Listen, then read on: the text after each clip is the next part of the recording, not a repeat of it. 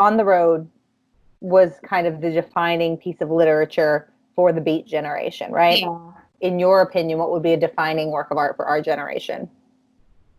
Or a piece of literature? Yeah.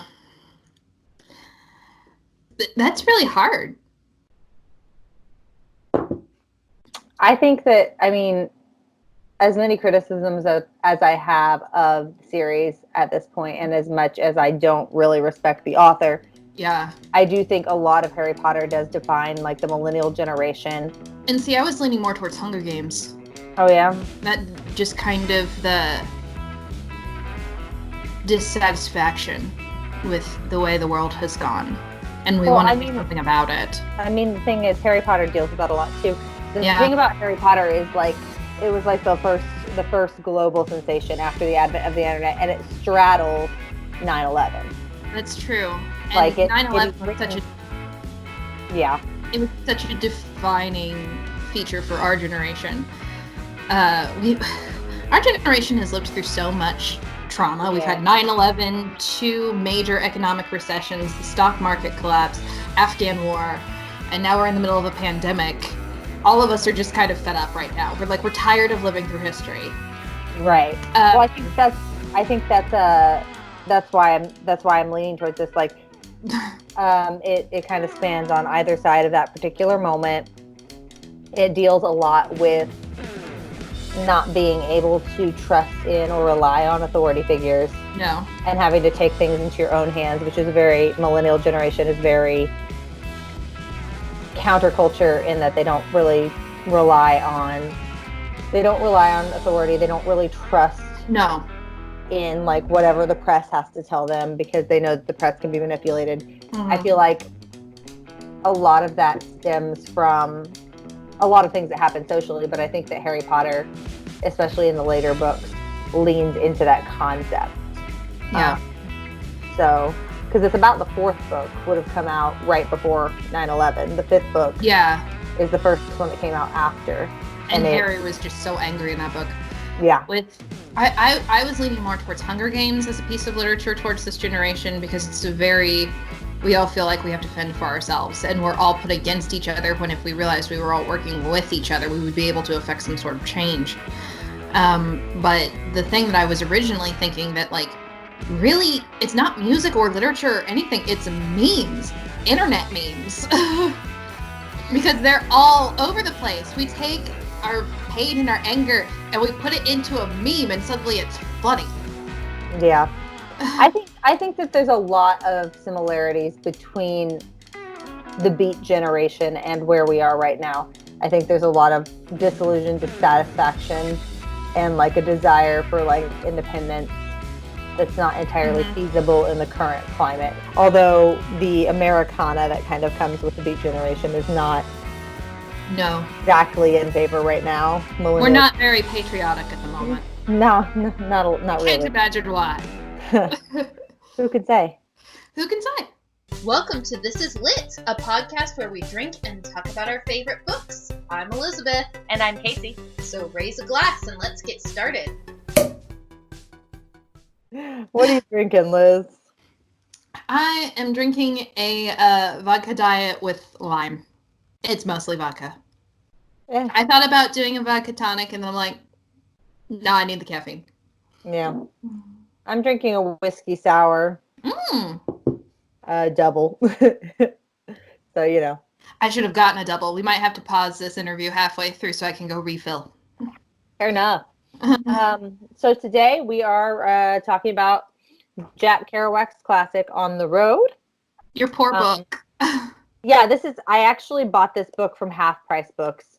And it used to be the Queen's Library, like a copy that was from the Queensborough Public Library in New York.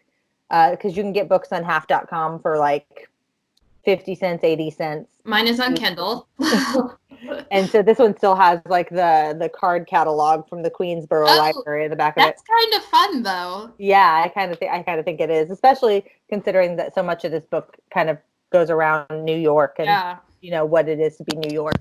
But It is Jack Kerouac's most well-known novel. It was published in 1957, and it's kind of considered to be the defining work of the beatnik or beat generation. Yeah.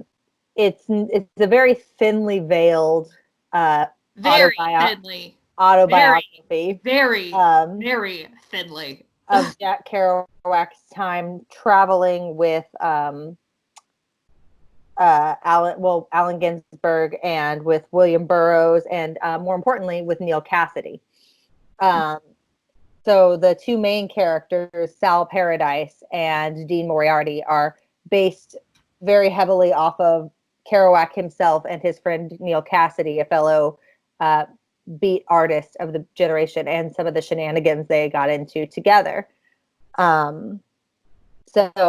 actually says, I think in the foreword to the book, I don't know about your copy, but in mine he says, I have no foreword. He doesn't even bother to deny it. He says, my publishers wouldn't let me publish this when I was using our real names, so I've given all the characters fake names.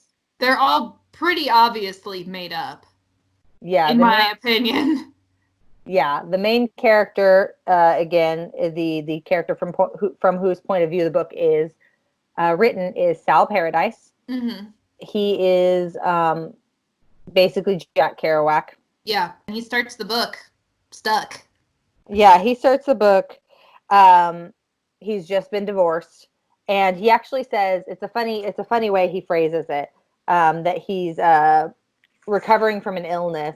I had just gotten over a serious illness that I won't bother to talk about, except that it had something to do with the miserably weary split up and my feeling that everything was dead. So depression. There weren't really words for it, but he's dealing with some depression after his divorce, and he starts to hear from his friends, from other people in his like writer circles and artist circles, about a young man named Dean Moriarty. And Dean Moriarty again is based off of Neil Cassady, who was another poet and author in the same time period as Kerouac. And Dean Moriarty is, I think, the best description of Dean Moriarty in the whole book is it describes that he spent 1/3 of his time at the pool hall, 1/3 of his time with women, and 1/3 of his time at the library. He's kind of wild, but he also desperately wants to be intellectual, and he wants to find the words to put in to describe how he feels. I think it was like the sentence that got me that I completely understood at the sentence that got me where I completely understood his character was he was a young jail kid hung up on the idea of being a real intellectual. Yeah. He wants to be, and I'm like, there are white men on the internet who do that every day. Yeah, I think part of it is he wants to be perceived as an intellectual, but I think part of it is genuinely that he's looking for the words to describe how he feels. I think a lot of people become writers for that reason. Mm-hmm. I think you have a lot of internal feelings that you have, and you want to express them. Well, existence is a very makes sense. Yeah. Existence is a very solitary thing because no one can feel what you feel. The only thing you can do is put those feelings into words and make people understand it, and so they can sympathize or empathize with you. But they still, even no matter how much sympathy or empathy somebody has, they can never feel what you're feeling. Yeah, exactly. And even the people who know you the best are never going to 100% understand what's going on inside your head. And so... Good Lord, we're 5 minutes in and we're already getting too deep. And so a lot of what Kerouac is describing in this book is characters trying to like find themselves through writing and travel. Mm-hmm. And Dean Moriarty comes into his life. The book is kind of broken up in an interesting way. There's 5 parts. 5 parts, yeah. I don't really count the last part as a 6th part. It's more of an epilogue. Yeah, it's like it's set into 5 parts, and it's like several. And they're all different road trips. Yeah, they're all different road trips essentially. Well, not all of them. 3 of them are. Like interspersed between them are like his like stagnant periods where he stays home and has a stable life. But yeah, so it's a collection of road trips he went on with Dean Moriarty, among other people, and how he learned to kind of find joy again through this. Even so, it's a very melancholy kind of book. It is. It's a very difficult book to get through because there are times where it's like there's short clipped sentences, and then I think it's like in chapter 4 of part 1 or something like that. There is one paragraph that goes on for 2 pages. Yeah. The stylistically, Jack Kerouac, the way he writes is very. He doesn't rely hugely on the detail of the surroundings or the environment. He'll just be like, this is what happened, and these were the people that were there. And then there will be these chunks of introspection that go on and on and on. And so it's like it's very much a mental landscape that he's working in. Like he doesn't spend a huge amount of time describing the scenery. No. But he spends a lot of time describing the people and the activities. Yeah, and it seems like the people, as he's describing them, are also kind of extensions of where they're from. Mm-hmm. So it's like he's describing these places through these people. Yeah. And it's not necessarily a technique I cared for. Not a fan. I like it. I like it. I like writing that makes me feel like I'm physically somewhere. Mm-hmm. And I like beautiful vistas. Don't get me wrong. I like the idea of like, you know, a sunset over like, you know, an Italian villa or whatever. But like, just telling me about like the scruffy faced like kids who are running a taco stand gives me so much more honest information about a place than telling me about how blue the water is or whatever, in my opinion. And see, I prefer the style of like Station 11, which had some of those like beautiful mental visuals. Yeah. Over this, which this whole book felt kind of gray to me. Yeah. That makes sense. It's so it's a very interesting style. It's probably very different than what a lot of people have experienced before, especially if you've not been familiar with it. Have you read any like, you know, Ginsberg and, you know, Neil Cassidy, things like that? Have you read? No, not this really. is my first beatnik book that I've ever read. And it was I'm not gonna lie, it was difficult for me to get through because like there are parts of it that just seem to drag and there are parts that I'm like, no, wait, go back. Yeah. But apparently he wrote this whole thing in 3 weeks. Yep. And it was on one giant piece of vellum. Yeah. And I'm like, oh my. Yeah. It's a very interesting concept. It's like, I mean, we all know that like Jack Kerouac was probably on all sorts of drugs, and I'm sure that he was on some kind of manic high while he wrote this whole thing. And if I wrote a 300-page novel in 3 weeks, I would be. Yeah. For instance, that book you read in April, I'm only on page 265 or 165, and it's been like a year. Yeah. So after he meets Dean, yes. The first time, because he had been wanting to meet him because he'd heard about him from a lot of his friends. And he's taken with him. Yeah. He's taken with his energy, his lust after experience of life. He's almost infatuated. Yeah. Yeah, he is. And then Dean shows up at his house because Dean also is a womanizer. And that's a huge part of his character is that I think at one point, Sal says that he cares about nothing more in life than sex. That's like his highest priority in life. And typical. he starts out with one girl and then they break up and she starts sleeping with other men. And he shows up at Sal's doorstep saying that he wants him to teach him how to be a writer. Yeah.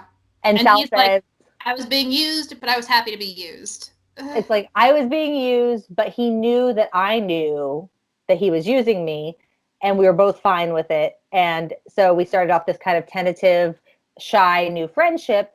And shortly after that, they decide to go on a road trip. Dean is the one who brings it up, says, let's go, out onto the road. And they leave New York with $50 in their pocket. Which this book was 1957? Yeah, it's actually set 10 years earlier. Okay, so 1947. Mm-hmm. So $50 is a hefty chunk of change, but not a whole lot still. Yeah, they take $50 and they leave New York, hitchhiking, taking buses on their way to Denver. And they meet in Denver. They meet Carlo Marx, who is the character that's based off of Allen Ginsberg. They meet Carlo Marx, Dean's friend, and some other beatnik poets, and they have a bunch of parties. It's kind of hard to like go through this book narratively because it's like a long slew of trips and parties and adventures, and there's not really any narrative point to things that happen in these situations. No. Like it's the overall which experience. I looked it up. $50 in 1947 is $580 today. Which is still not much. No, it's still not much. You just take out, and like if I took $580 and got in the car and drove the distance from the equidistant from New York to Denver, for us would probably be all the way to California. Yeah. From Kansas City to California. Yeah. With $580 in my pocket, and that's it. It would be doable. In the car a lot. It'd be doable, but it would be crazy. Yeah. And so this is what they do. In Denver, they hook up with Carlo Marx. They have these parties. At one point, they go to a ghost town. They visit a ghost town called Central City. And then Sal moves on by himself to San Francisco. He thinks life will be better on, the West Coast. Yeah, it's that kind of, there's kind of a perpetual sense, even now, there's kind of a perpetual sense that the further west you go, the more opportunity there is. And that comes from early American days, whenever going west meant the gold rush, when it meant maybe or the Sooners or. Mm-hmm. So Sal leaves on the bus and goes to San Francisco. Yep. Meets a man named Remy, who gets him a job as a night watchman at like a shipyard, right? Yeah, and he's crap at it. And he sucks at it and he hates it. Which I mean is kind of understandable. I mean, if you've spent months on the road, having kind of adventures, suddenly going to having a regular job where you're expected to be somewhere consistently. I feel like our generation just really feels that way anyway with certain jobs, because they're like, it's a job and I make money. It's not my passion. I'm not really crazy about it, but it's a job. And I feel like older generations don't really kind of understand that anymore. Yeah, I mean, the beatniks were considered the counterculturals of the time. So like in the 50s, you've got the very, very cliche picture in your head of like the housewife with the pearls and the makeup on and the heels. even as she's like, doing the dishes or whatever. I don't vacuum in heels. Dad who goes to the office and comes home at night doesn't really take part in the like raising of the children. Dinner's on the table when he gets home. The children are well behaved and polished, and the beatniks were not on board with that. The beatniks wanted to do their own thing. They wanted to be able to go and try new experiences. They didn't want to be stuck in one job for their entire life. Like, whereas a 50s, like, stable house husband might want to be at the same company for 50 years until he retired. That's an idea we've had to abandon now because the work-life balance is so terrible at most places that it's really common to job hop. Or people lose their jobs to automation, or their mental health suffers and they just change careers. Yeah. And the beatniks were kind of like that. The beatniks were not interested in staying in a stable job or a stable house. The wife and kids and the picket fence, they weren't really the dream for these people who were part of the counterculture. And Sal finds himself kind of slipping back into that depression as he works as the night watchman. and he doesn't stay there for long. No. He leaves again to go to Los Angeles, thinking maybe if he can find a girl that he will be happy again. And that is the thing about this whole book, is that there's always a journey, and hopefully at the end is a girl waiting for the perfect girl waiting for you in paradise. Right. They're chasing after something that can't ever be found. Yeah. Yeah, it's interesting because I feel like both Sal and Dean are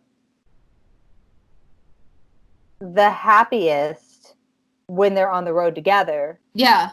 And having these experiences. But and it's because of the anonymity. They're like, anybody can look over and just imagine us being something grander than we are. Yeah. And so like they have this like whole dream of like, eventually I'm going to find this girl that's perfect and it'll make everything better. But like they also they get dissatisfied with the girls that they're with and leave or cheat or, Yeah. I mean, because then Sal meets a girl named Terry. Yeah. And on the bus, and they travel together and they go to her hometown. He meets her brother and starts working in their cotton fields. They start talking about mañana, tomorrow. Yeah. Everything's going to be better tomorrow. Everything will work out tomorrow. Yeah. And so he's found this girl that he likes, this cute little girl that he likes. He's met her family. He's living with them. He's working. So he's got the girl. He's got the stable work to her son. He's got the girl. He's got the stable work, and he's still not happy. And so he gets back on the bus, leaves her behind, goes back to New York. Then he gets home and finds out that he missed Dean by 2 days. Mm-hmm. Would stop by his aunt's house to see him. And it's again, it's kind of, to me, it's like, you'll hear a lot of people say, especially because there are, later on in this book, there is actual gay characters in this book. Mm-hmm. But you'll hear a lot of people say that the book is not queer because of the way that Dean and Sal treat the gay character. But Dean and Sal keep coming back together over and over again. Yeah. And like they only seem satisfied when they are together. It's definitely like a homoeroticism rather than like a straightforward, relationship. I wouldn't even say they're in love with each other, but there's a certain fascination with each other. There's certain fascination with, this isn't the way things are done, but that's what we're doing anyway.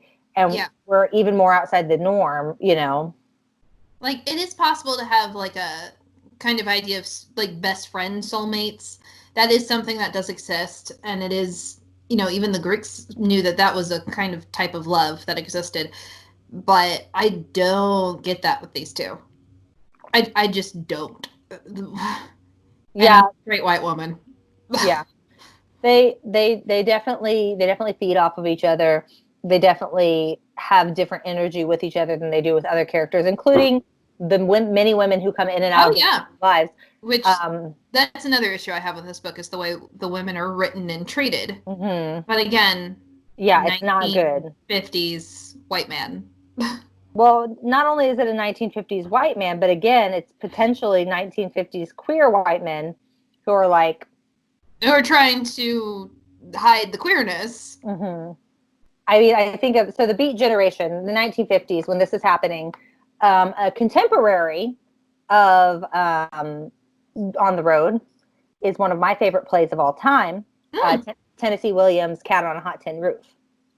And Cat on a Hot Tin Roof is one of the most explicitly queer stories of that time, because it's about a woman who has this expectation from her father-in-law of children, continuing the family line, but her husband is gay. I mean, Brick he was in love with his best friend, and his best friend died, and he's never moved past it, and he and Maggie are not intimate with each other as a result of this. And of course it dances around it a lot, but the fact of the matter is this character is queer and it is hurting their relationship. And I see a lot of the same kind of tension between Dean and the women that he's with as I do between Maggie and Brick in Cat on a Hot Tin Roof. Whether it's intended or not, I never thought of that. It's got this undertone of the expectation is that I am with a woman and that is what makes me happy. But I'm happiest, not even necessarily, I don't even have to have a romantic or sexual relationship, but I am happiest when I'm with this guy. For Brick, it was when he and Scooter were playing football together. They like gave up really good jobs so that they could play football together. For Dean and Sal, it's being on the road together and you know, talking about these esoteric high ideas with somebody that they feel like gets them. And it's like this understanding that they have between each other that is almost like it's kind of like whenever you have this certain life experience of being of a minority group, like a queer group, there's a certain understanding between you and other people who have had the same kind of experience. Like, I mean, I talk about this a lot. I have one of my best friends in the world is a guy who I went to college with who is also queer and who we were really tight through college without either of us ever knowing that the other one identified that way. We still gravitated towards each other because there was something that we could sense that. And that was like, you know, a platonic relationship. But whenever it happens with someone who is of the gender that you might be attracted to, there's a different element to it. And I see that between Dean and Sal. Like, there's a lot of people who will argue that this book is not that way because of how things go down with the gay man they do meet later. But I think that it's a very interesting undertone because, I mean, as these women cycle through, as Dean has, I think over the course of 3 years, Dean has 4 different girlfriends and children with several of them. Yes. But Sal is the only constant. Exactly. Sal is the only constant in his life. And just with the way that they treated the one gay man in the book, I saw it kind of more as they treated him poorly because they saw so much of themselves in him and not that not that they actually like hated him. Yeah, I think it's almost a resentment of like this guy has chosen. He's figured it out. He's chosen to accept what is inside of him and accept it and work with it and roll with it and be honest about who he is. And we're still clinging on to this like fragile masculinity and like this idea of what we're supposed to be, even though we claim to be counterculturists. It's almost ironic. I think a queer reading of this book gives you a whole different perspective on the counterculture. If you're raised your whole life one way, even when you're adult and you've broken free of it, it's still difficult to repress those ideas because they were instilled in you when you were so young. They've done this on studies with people who have escaped cults. And it's been, they're like women who have escaped cults really have a difficult time wearing like pants because they're like, we're not allowed to do that. And they're like, oh, it's okay now. They still have a hard time doing it. Yeah. That's just one example that I can think of off the top of my head. But right. So that's the entire first section of the book. There, it's that road trip. The second comes a year later, whenever Sal is at Christmas with his family in Virginia, and Dean shows up with the girlfriend that he had a year previous, Mary Lou. Yeah. His first girlfriend, who was kind of described as being both dumb and mean. And he's with her, but his wife, Camille, who he had married in between when he had last been with Mary Lou, he had married a woman named Camille, and they had a baby together in San Francisco. Oops. He's left her and the newborn baby. He's with Mary Lou, and he shows up at... which is interesting, because with Dean's character, it is made so much of a point of the whole absent father thing in his life, and then Dean turns around and does the exact same thing. Yeah. It's that generational, you do what you unless you're actively seeking to avoid that which you have experienced, you're going to do the same things.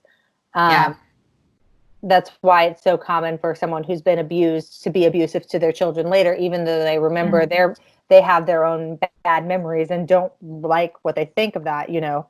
They still, unless you make that effort, and he's not interested in making that effort. Doesn't. So he shows up And I think this is another, again, my entire reading of this book, especially this time around, was just a very queer reading. There's a line in there where Sal says that his Christmas plans are kind of ruined because, quote, the bug was on me again, and the bug's name was Dean Moriarty. So he kind of describes Dean almost as like a disease or a virus, like something, an addiction. He catches and he can't shake it. And whenever Dean is there, he's just obligated to go along with whatever it is that Dean wants to do. But to be fair, who among us would not escape our entire family at Christmas? You're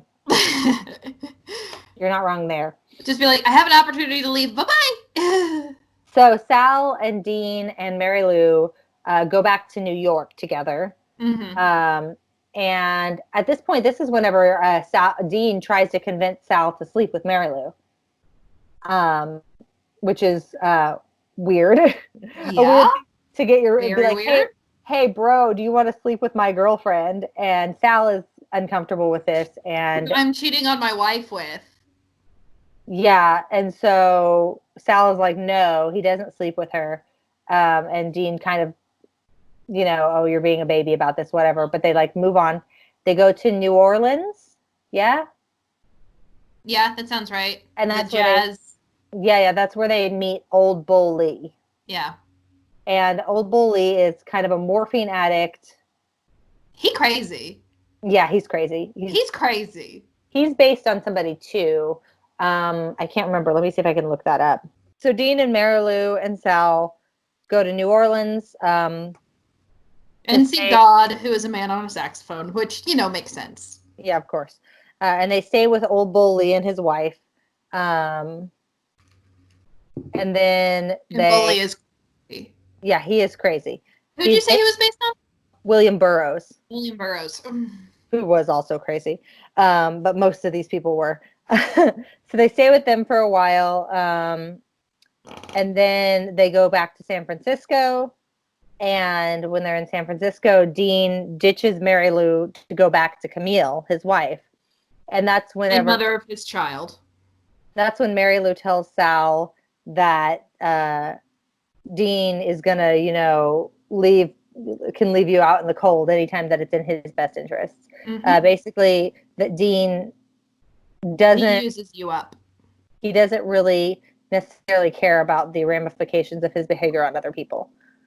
Which I think is true. And I think that's also within the context of reading it as like reading the homoeroticism in there. I think that, that's still kind of interesting because it's like Dean still comes back to Sal over and over again. Yeah. He does leave him, but he repeatedly comes back to him.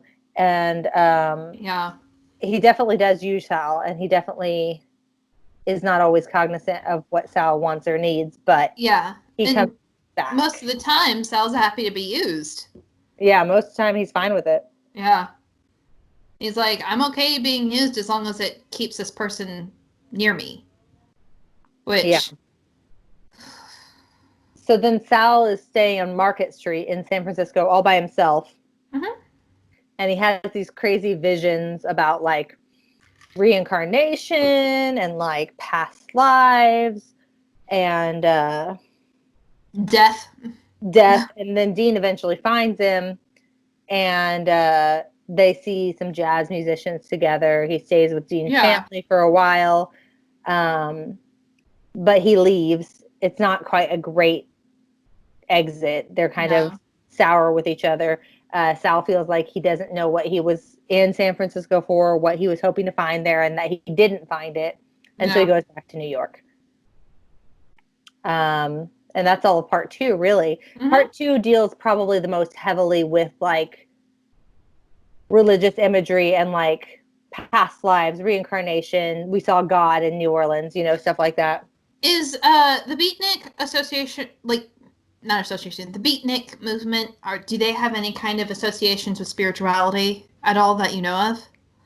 I should have researched this before we got on this call. Beatniks are, again, they're considered to be countercultural, and so as far as religion and spirituality go, they're generally pretty counterculture as well. Mm-hmm. At the time, Catholicism was probably the biggest religious force in the country. And there's like a certain element of that, like in these older generations, you see people who have moved away from the religion but still have habits of a religion. Mm-hmm. So like, crossing yourself or like believing in a singular God might still stick, but they also like have a lot of interest in like Buddhism and reincarnation and life cycles and things like that. A lot of Eastern religions that they don't really have a good frame of reference for what they actually are. Yeah. But they're different than what is the commonplace. It's not so much that like I mean, I can't speak for every person who ever was part of the Beat generation, but there's a certain element of I'm seeking this out specifically because it is different than what is the norm. So yeah, a lot of that kind of reincarnation, life and death, rebirth kind of stuff. Not necessarily tied strictly to any particular dogma, just concepts of like what are some alternative spiritualities that I can explore besides. And drugs were a big part of it. Psychedelic drugs were starting to get big. This is whenever LSD, I mean, the 60s is what it's known for, but like, it was starting to become. It has to start somewhere. Yeah, it was starting to become prevalent in other hallucinogens that could, help you. Well, they talk about smoking pot in this book quite a bit. Oh yeah, lots of weed, but there's also, again, the morphine, the opium. Yeah. The kind of trips that you have that make you feel spiritually enlightened, that kind of thing. But I wouldn't say that there's a particular religious movement that they are associated with. Okay. I just didn't know. Yeah. So that brings us to part 3 of the book. Part 3 is Sal is depressed again. He hasn't seen Dean in some time. And so he takes a bus from New York to Denver. And then he goes from Denver to San Francisco, specifically to see Dean. Yes. So he gets there, and Camille is pregnant again. Dean is still seeing Mary Lou and has injured himself because he tried to hit her because she was seeing other men. And Camille basically kicks them both out. As she should. And so Sal says to Dean, why don't you come back with me to New York? I kind of want to go abroad. And let's go to Italy. It's easier to travel to Italy from New York than it is from San Francisco. So let's go back to New York and go to Italy. And that's and it's such a double like the character of Dean Moriarty is not a good person, clearly. No. But it's such a double standard for him he's mad that his girlfriend on the side is seeing other men on the side. It's like, if you think it's okay for you to see other people on the side of your major relationship, don't be surprised when Mary Lou does it. And there is no excuse for a man ever abusing a woman, ever, in my opinion. Yeah, no, he's absolutely, and there's like a huge amount of misogyny in this book, just in general. Like not just from the characters, but from the author. Like the author doesn't seem the author doesn't seem to acknowledge, like, you sometimes will read a book where like someone's like, I made this character a misogynist so that you know that they're a dick or whatever. But the author's views seem to be pretty well in line, and that makes sense because it is most autobiographical. The author's views on this seem to be pretty in line with the characters in that women are lesser, women are not, women are there to fuck, and that's it. More or less, yeah. And so which that's not very counterculture of the time. Just pointing that out. And also too, he's the author and Sal, so I'm assuming the author tend to be pretty racist. Absolutely. Like even with the whole thing with Terry, where she's a nice little Hispanic girl, he talks about, I wish I was a black man or a Hispanic man or something like that, because my life would be simpler, because I wouldn't be smart enough to have these thoughts in my head. I'm like, dude, not cool. Yeah, it's pretty nasty, pretty prevalent. Yeah. But yeah, it's um, yeah, it's pretty reflective of the time. Yeah. At this point, it's 1949 within the book. Civil rights movement has not happened yet. Right, and even then, it's like, so there's still segregation. There's still a lot of anti-immigrant and anti-other race sentiment. Yes. And yeah, it's really kind of nasty. But again, it's what you expect to see in a book written and set in these time periods, Yeah. unfortunately. So they actually meet somebody, Galatea, I think is her name. Yeah. And she's like one of the first people who's about like not going to take Dean Moriarty's shit. No, she's not. She says, you have no regard for anybody else but yourself. And I can't stand you, a horrible person. Sal agrees with her. Yeah. But also defends Dean. Yeah, he says, he's got the secret that all the rest of us are trying to find out. For some reason, he's developed in his mind that Dean is like enlightened by Which, it's that really common thing that you see, especially in books written by white men, where like if a person doesn't care about anybody but themselves and they only do what's right by themselves, that somehow makes them enlightened, that like not being willing to be altruistic towards other people makes you somehow more intelligent than them. we're seeing that now. It's like this Machiavellian, like, oh, the most wise thing to do is look out for number one and only seek out your own personal enlightenment. It's not true. It's blatantly untrue. Clearly. And we're seeing that now majorly, just all across America, and especially in the news media. We're seeing that kind of thinking prevail, and we're also having people call those certain people out on it and them not appreciating it or agreeing with it. Yeah.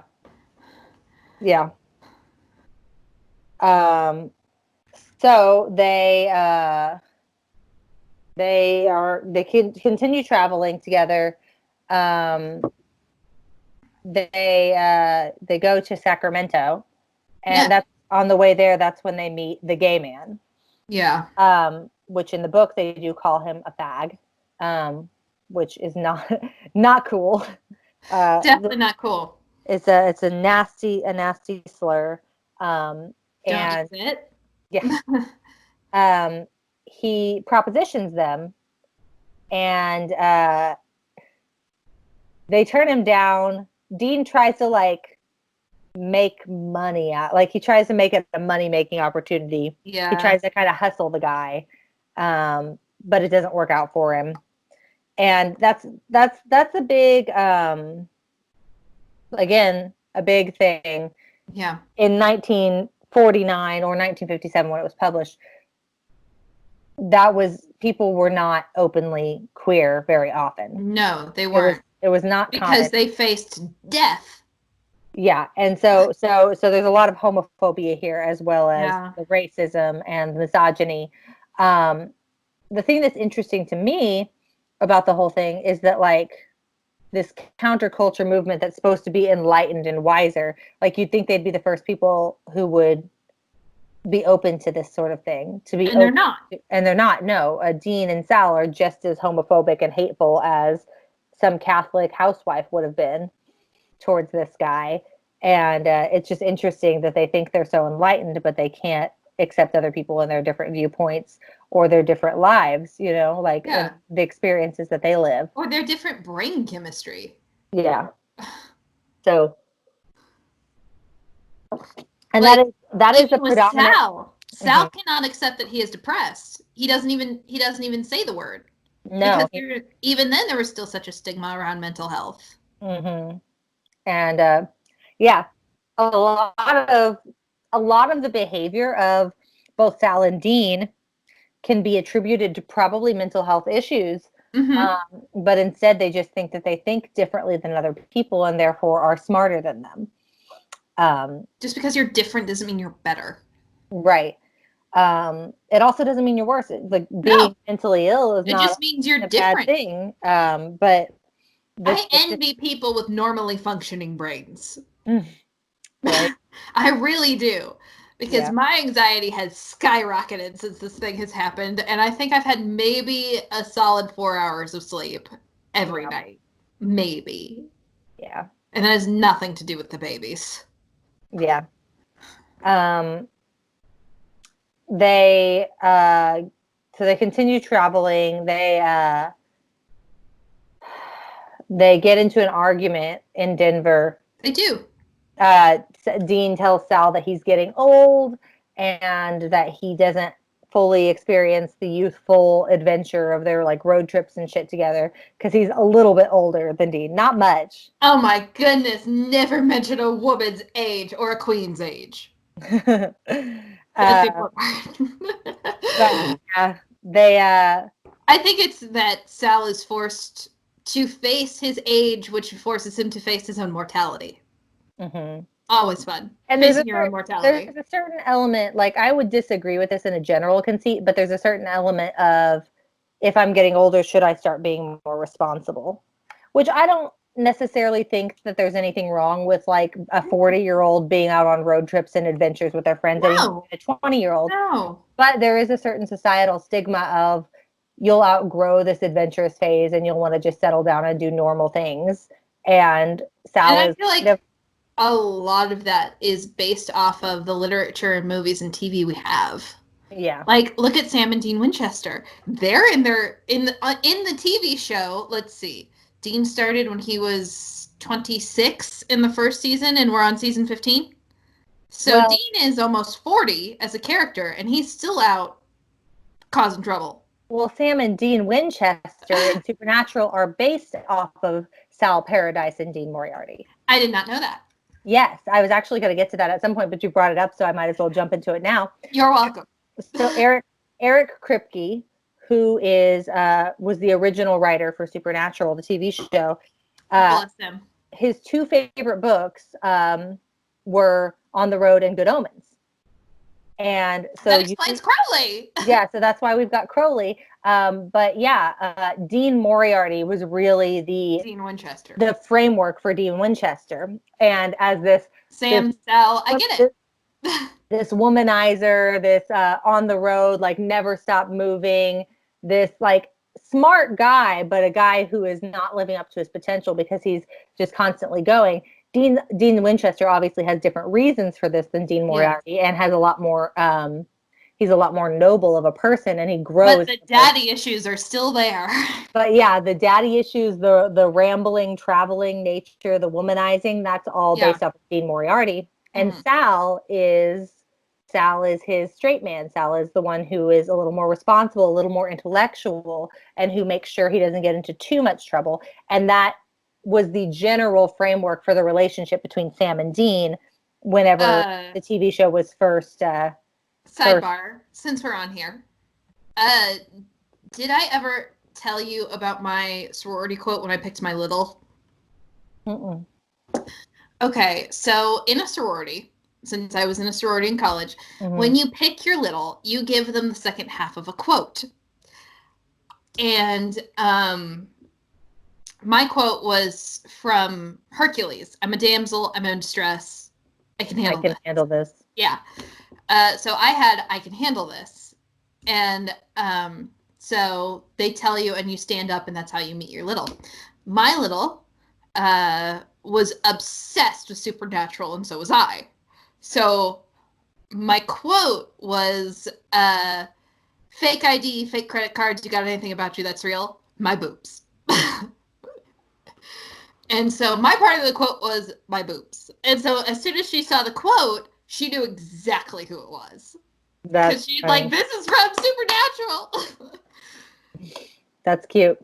Yeah. So, but it's interesting to see how Sam and Dean mature and grow as characters, but they do have that framework of these characters, and especially early season. The first 5 seasons, which is what Eric Kripke wrote. Well, you definitely see it. Even just the first season, because Dean grows a lot as a character throughout the show. But first season, Dean is like reckless to the point of being near suicidal. Almost, sleeping with every woman that he comes across, any opportunity, even if he does knows take no for an answer, though. That is something that Dean Winchester has that Dean Moriarty does not, is that Dean Winchester will accept a no. Yeah. But it's a loose framework, and it's like basically transplanting these characters and the framework of these characters and their relationship from the 50s into a modern era. And so there's kind of an interesting. I especially see it in season 3 with Dean. Yeah. Season 3. And then of course the whole thing was like a Monster of the Week show, but that moves around. So it's basically a giant road trip that they're on all the time. Yeah. So there are certain elements of that you definitely can see. The only issue I have with that is that they're KU fans. They live in Lawrence. They grew up in Lawrence. Which is unfortunate. Anyway, so yeah, so back to the actual novel. Yes, 10 minute side tangent about Supernatural. Well, I didn't know you didn't know that. Once you know it, it's I did not obvious, know that, but now I see it. Yeah. But yeah, that was kind of the inspiration. Like finding the arrow in the FedEx logo. You can't unsee it now. Yeah, exactly. So anyway, after their argument, Dean and Sal rent a 1947 Cadillac. It needs to be taken. It needs to be taken back to Chicago by it's a traveling agency. Somebody has driven it there, and it needs to get back to Chicago. So they drive it back to Chicago. And Dean is very careless. He drives like a crazy person. I think it says he wrecks it at one point. Yeah, he drives over 100 miles an hour on the highway most of the time. At one point, he wrecks it. And when they finally get it to Chicago, it's not in a good state. But they get stopped by a cop who thinks it's not their car, which it's not. Right. Which also does a really good job of showing like police profiling back in the day, which is unfortunately still happening. Yes. Well, and it's interesting because again, it's a very casual thing. It's like basically there's a travel bureau. The car is there. It needs to go to Chicago. They don't work at the travel bureau. No, they're like, we'll take it. It's fine. We'll take it. Like, we're going to Chicago. We can take the car for you. And this is probably the most that they have a vehicle, because a lot of times they're like on buses and things. This is like that quintessential. This is that quintessential, convertible driving down the highway road trip moment here. Yeah, it's what people picture of. It's the image of the American road trip. Yeah. And so after they dropped the crashed car off in Chicago, they head to Detroit and spend some time at Skid Row. City. Yeah, Motor City. They spend some time in Skid Row because Dean wants to try and find his father. They do not find his father. No. And so then they ride together to New York. They go to Long Island and start partying. And I think there's kind of a direct correlation here between Dean's attempt to find his father and him partying and kind of a downward spiral. Yeah, he goes on this party. He meets this girl Inez, and he gets her pregnant while his wife is already pregnant. It's just like he clearly is kind of spiraling after. He's spiraling down after not being able to find his father. Yeah. And, that's also, maybe that's why Sal and Dean gravitate towards so much to each other, because they both have this kind of manic depression that is only cured when they're traveling. It's only handled when they're in kind of a limbo-like state in between point A and point B. Yeah. Because there is that anticipation of the perfection at the end of the journey. Mm-hmm. Yeah.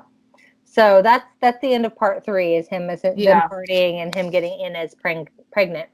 And the next spring, part 4 starts the next spring, and Sal wants to go travel again. So he goes looking for Dean. Dean is working as a parking lot attendant in Manhattan. He's living with Inez, and Sal describes him as having been reduced to like enjoying himself by listening to basketball games and looking at erotic playing cards. He's clearly not happy.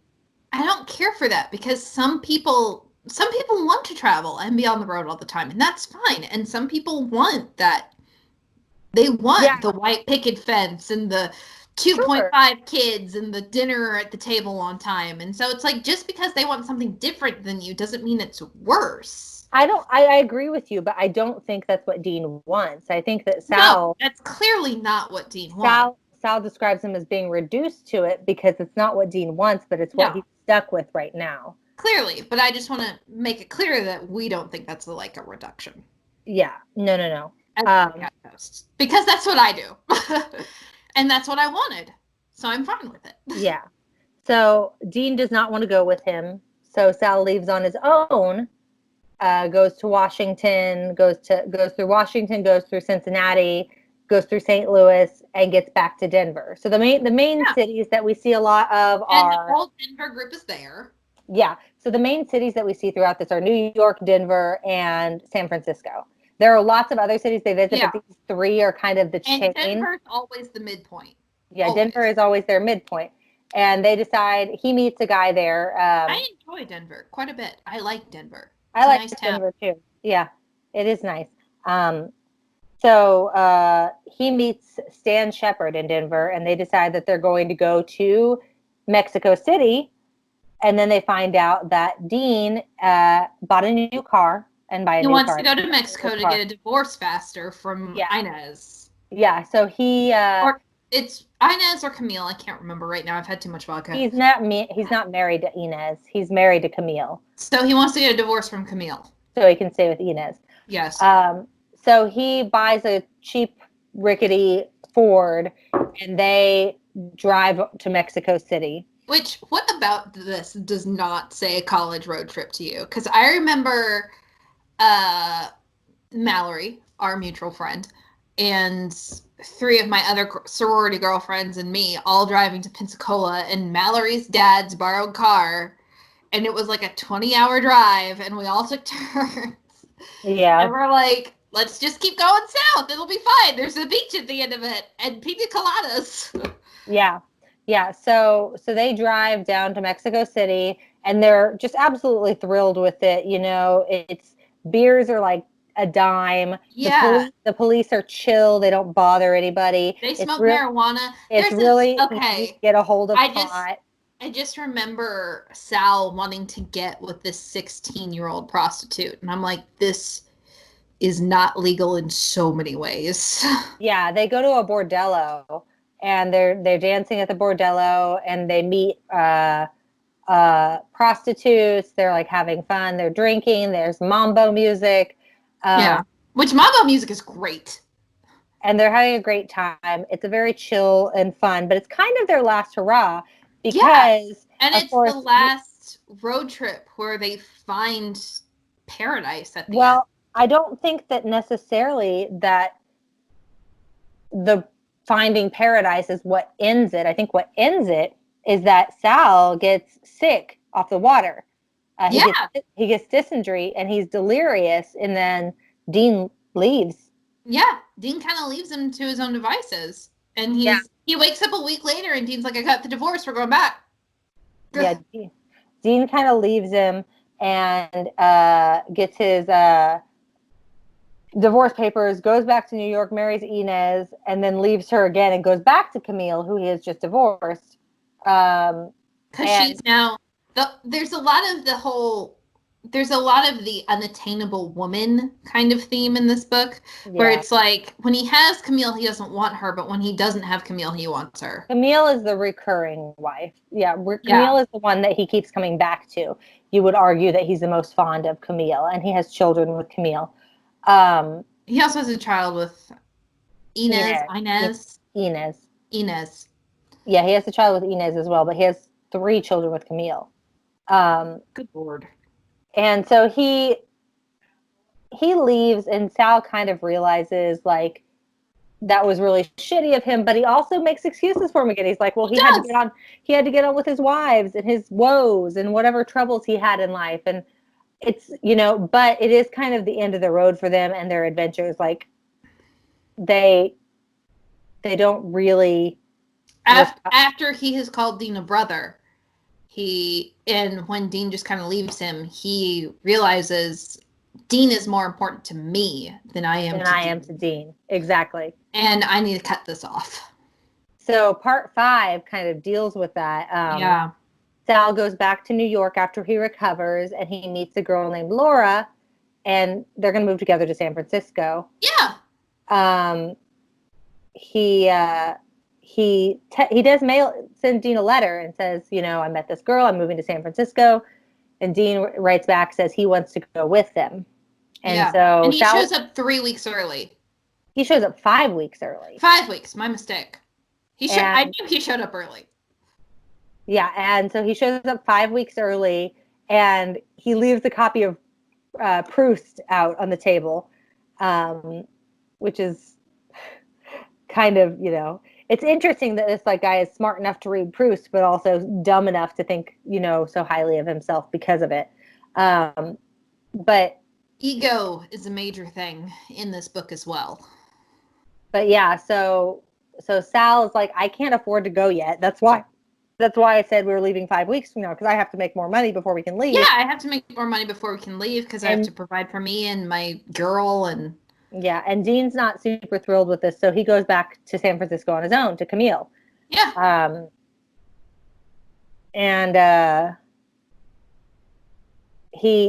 He's Sal. This has really hit Sal. This almost hurt Sal more than being abandoned while he had dysentery did. Yeah.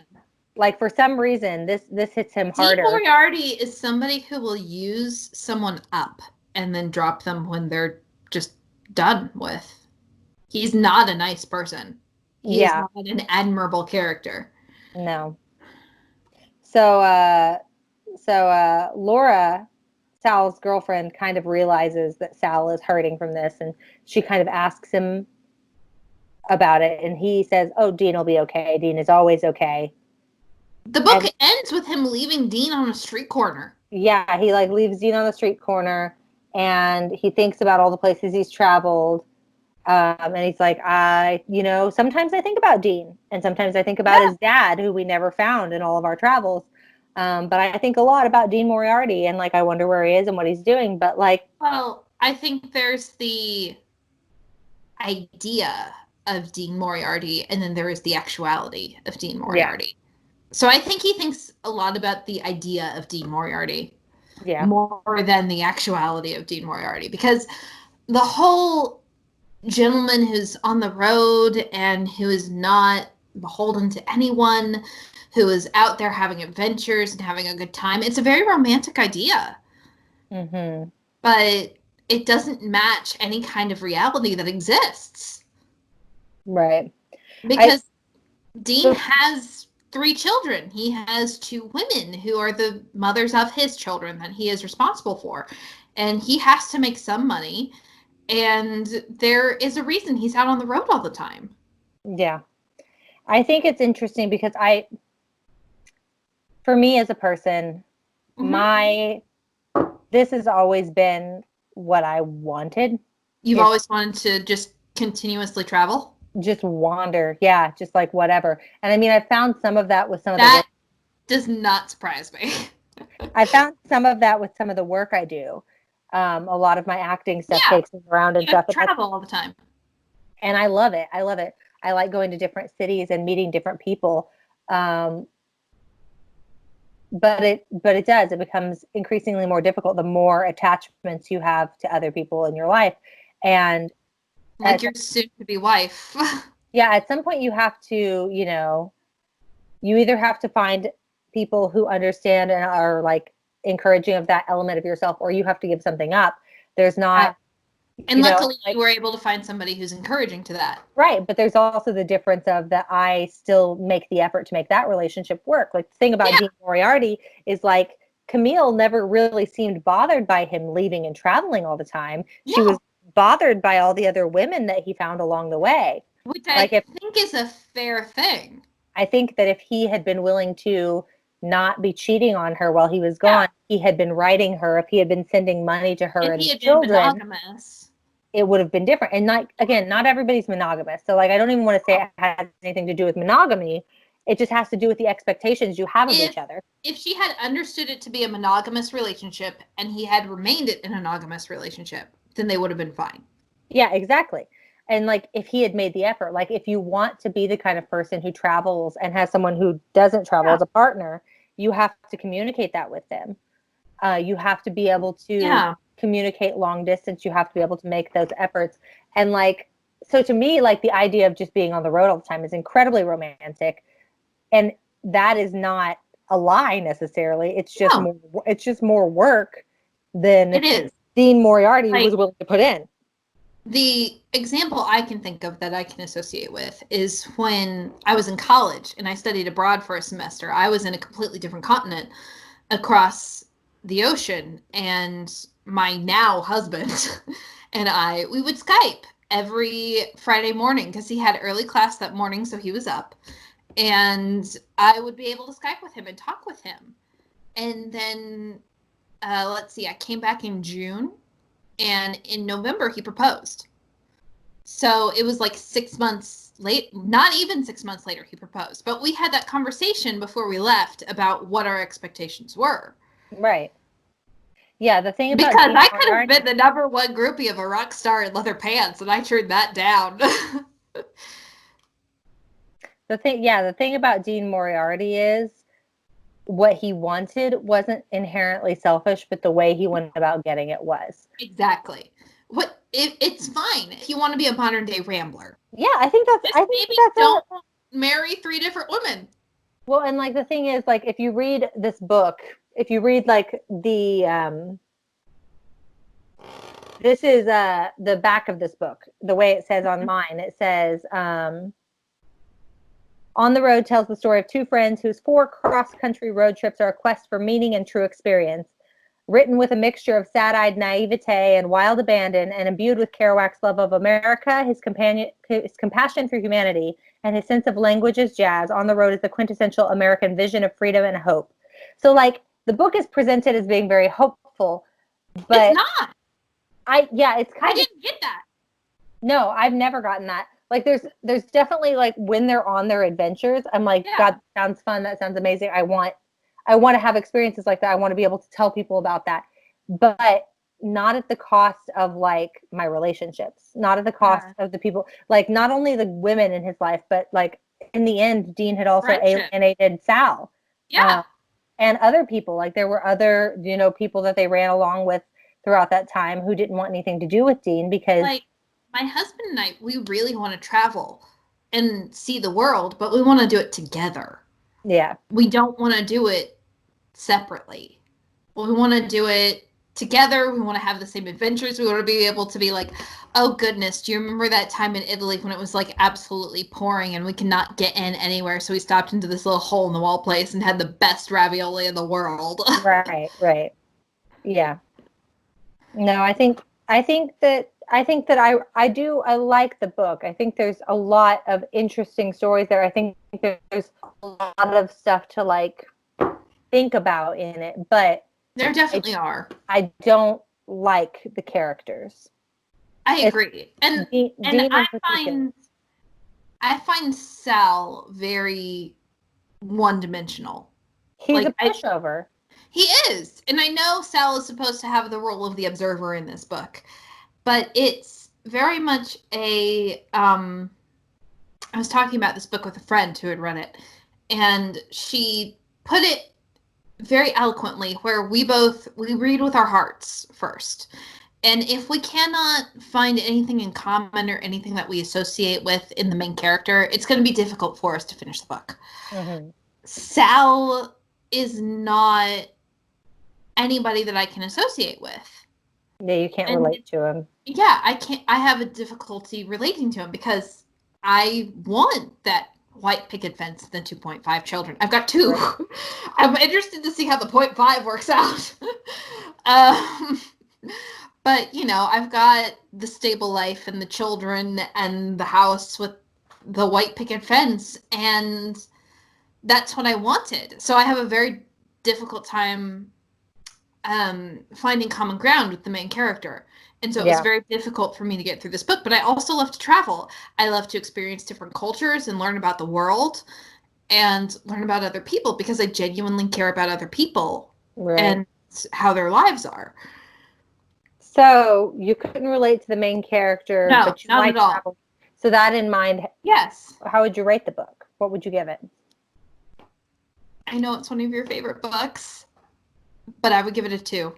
I am such a hard time getting through this book. I It really is did. it is esoteric, and the way it's written, the style And is oh not my God, for everyone. I think the style is the thing that destroyed me because I felt like this was not a story. This was a stream of consciousness. And I didn't, Yeah. yeah, I felt like it was a stream of consciousness more than a story. And so Yes. I had a very difficult time getting through this book. I would be very happy if I never had to read it again. I mean, you don't have to.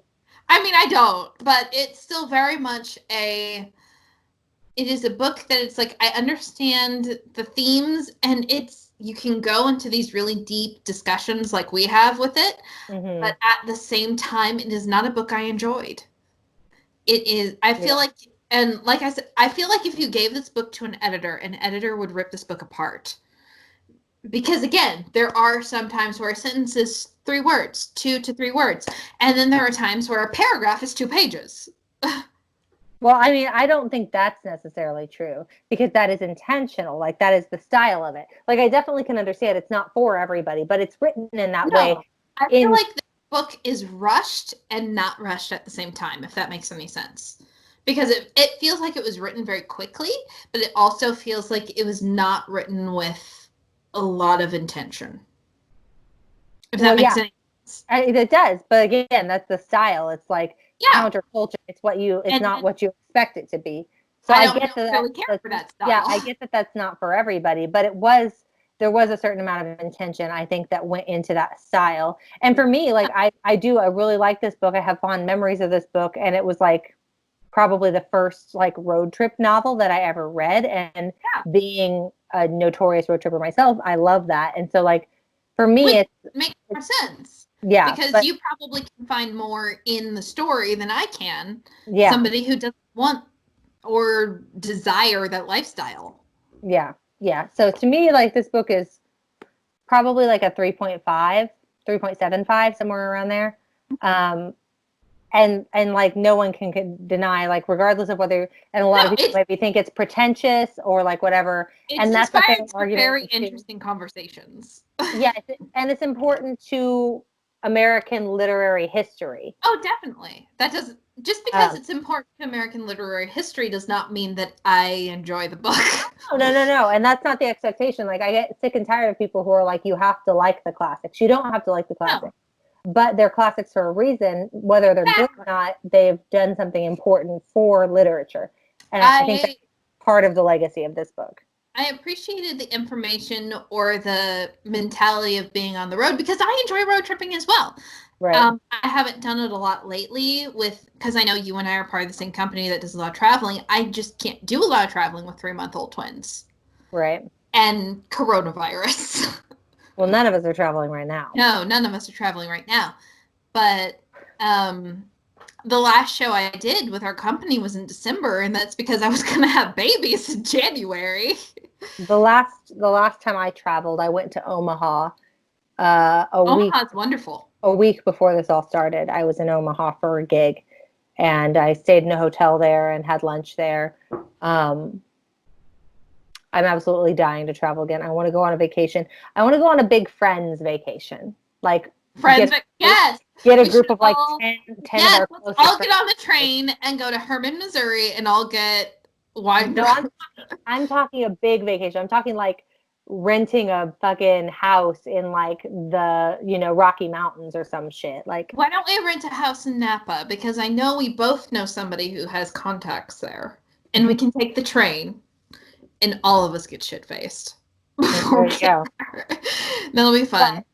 But yeah, no, so on the road, I guess that puts it at about, I can't do that math, 2, 3, 7, 5. 2.75, 2.75, something around there. That's not right. 5.75 divided by 2, Hold two on, and I a have a half. calculator. That should be like 3 1/3, I think. Something like that. I can't do math. I'm gay and I can't do math. Really? 2.75. 2 plus 3.5 divided by 2 is 2.7. Oh, I was doing 3.75 for me. Oh, my mistake. Allow me to adjust. 2.88. 2.88. Which is still enough to get you 2 3/4. No, more than that. Yeah. Almost 3 bottles of wine. Very nearly 3 bottles of wine.